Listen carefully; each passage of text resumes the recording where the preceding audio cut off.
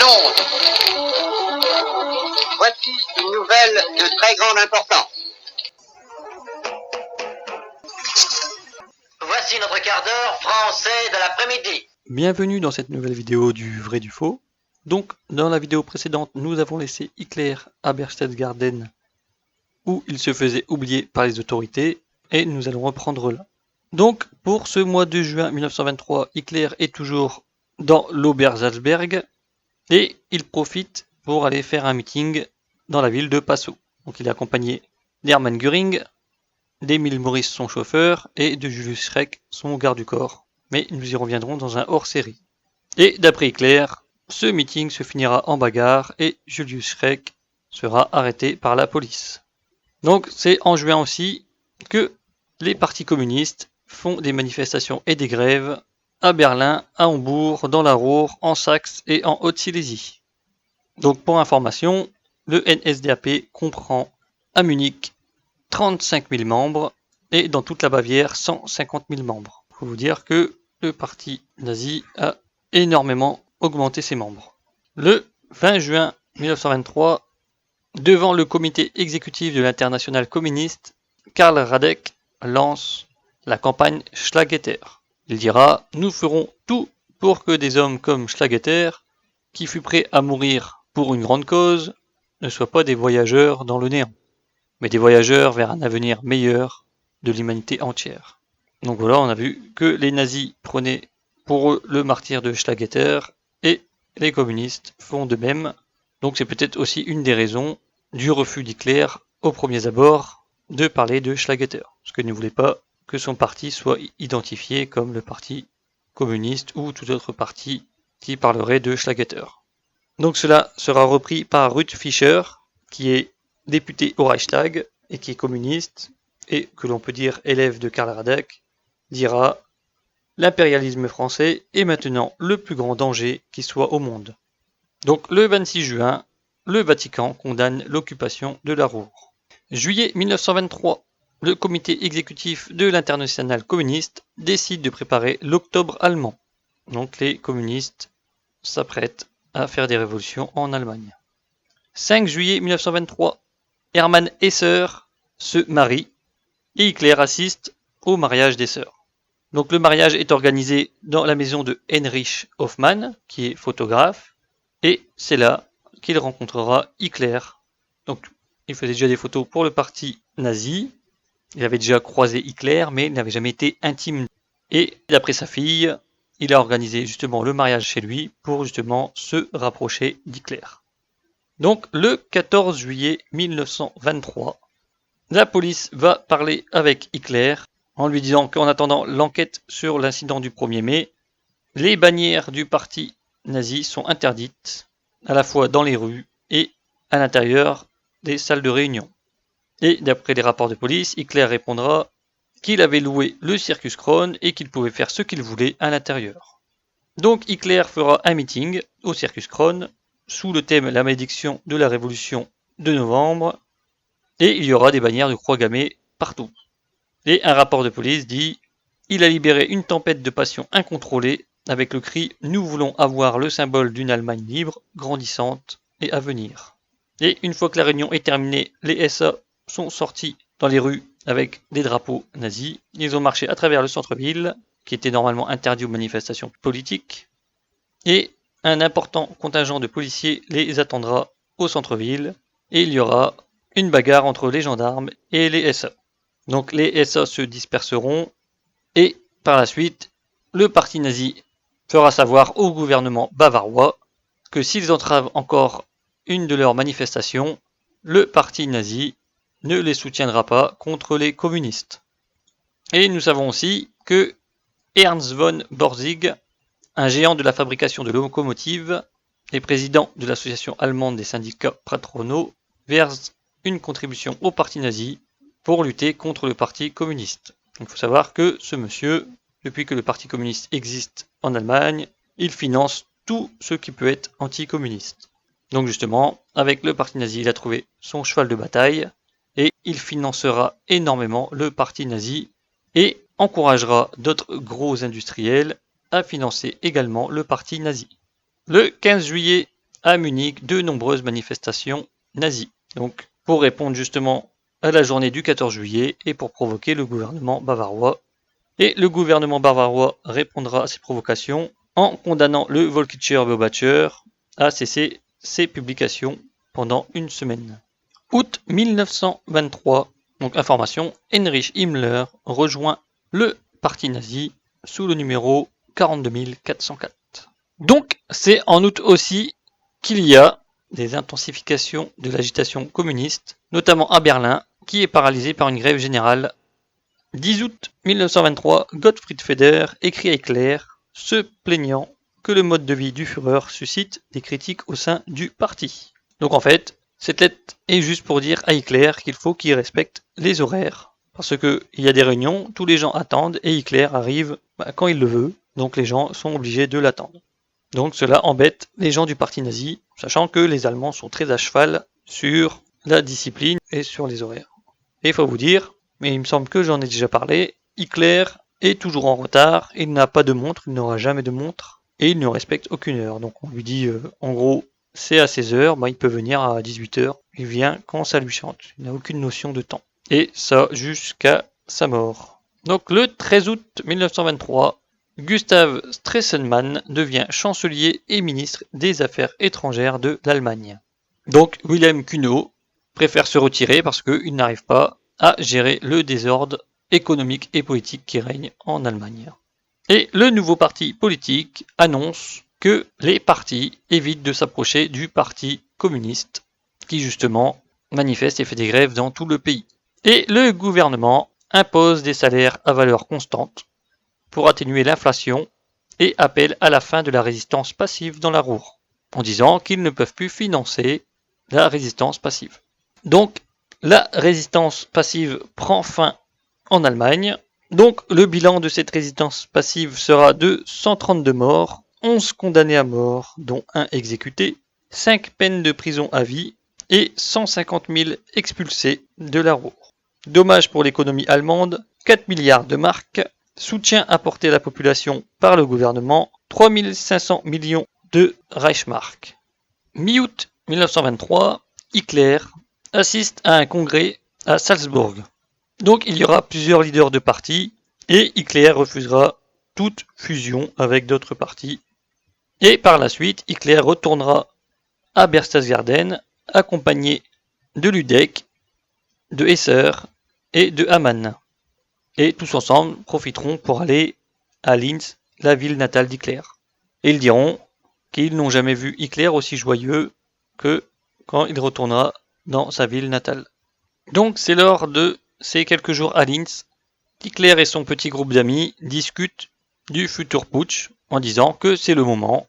Et Hitler envoie Lüdeck en Italie pour essayer de rencontrer Mussolini pour justement arracher tout ce qu'ils peuvent à Mussolini pour savoir comment il a pu accéder au pouvoir avec le parti fasciste, donc savoir comment il a fait exactement pour qu'il puisse faire la même chose. Et c'est en août également que Puzzi prête $1000 au Volkischer Beobachter pour qu'ils achètent 2 presses rotatives d'occasion. Donc le Volkischer Beobachter deviendra un quotidien et août 1923, une nouvelle inflation, $1 vaut 4 620 455 Reichsmark.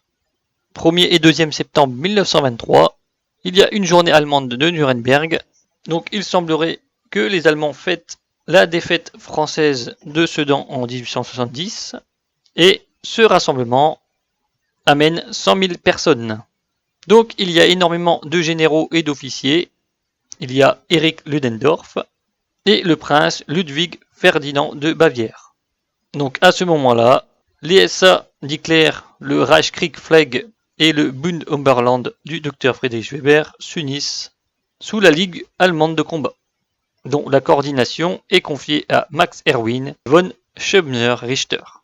Si vous vous souvenez bien, von Schöbner-Richter, c'est une personne qui est en lien entre Ludendorff et le parti nazi et qui mourra lors du putsch. En sachant que ce monsieur, comme je l'ai dit, était un agent double pendant la Première Guerre mondiale et il est profondément anti-communiste. Donc, Hitler, Ludendorff et le prince Ludwig Ferdinand passeront 2 heures à voir les formations militaires défiler devant eux. Un rapport de police dira « Cris rugissants de haï, tourbouillonnaient autour des invités d'honneur et de leur entourage. D'innombrables bras, avec des mouchoirs ondulants, tendaient la main vers eux. Des fleurs et des bouquets pleuvaient de tous côtés. C'était comme le tollé jubilatoire de centaines de milliers d'êtres humains désespérés, battus, opprimés, entrevoyant soudain une lueur d'espoir, un moyen de sortir de leur esclavage et de leur détresse. Beaucoup, hommes et femmes, se sont levés et ont pleuré. Et le soir de cette journée, Hitler fera un meeting et il dira « Nous ne pouvons sauver l'Allemagne des ennemis internes et étrangers que par le sang et l'épée. Nous avons besoin d'une révolution, d'une effusion de sang et d'une dictature. Nous devons avoir une nouvelle dictature. Nous avons besoin d'aucun parlement, d'aucun gouvernement comme le présent. Nous ne pouvons pas attendre le salut de l'Allemagne de la situation actuelle, mais seulement par une dictature portée par l'épée. » Donc j'y reviendrai par la suite, je donnerai des exemples de Mein Kampf, et vous verrez ce que Hitler pense du gouvernement et du Parlement. Donc c'est le 3 septembre qu'il y a les premières diffusions des portraits officiels d'Hitler, réalisés par le photographe Heinrich Hoffmann. Donc comme je vous ai dit, ils se sont rencontrés en juillet, et ils se sont mis d'accord pour que ce soit Heinrich Hoffmann qui puisse prendre Hitler en photo. Donc le 3 septembre également, le chancelier Stresemann dira dans un article pour le New York Times qu'il ne sera pas intimidé par la droite. Il dira « Je suis malade de cette vie de chien, avec une trahison de tous les côtés. Si les nationalistes entrent en marche à Berlin, je ne m'enfuirai pas. S'ils viennent, ils peuvent me tirer dessus, là où j'ai le droit de m'asseoir. » Le 5 septembre, Hitler prévient les communistes qui sont prêts pour un putsch dans le nord. Il dira « Soit Berlin marchera et finira à Munich, soit Munich marchera et finira à Berlin. » Le 12 septembre 1923, Hitler parle au Circus Krone. Il dira « Dans quelques semaines, les dés rouleront. Ce qui est en train de se faire aujourd'hui sera plus grand que la guerre mondiale.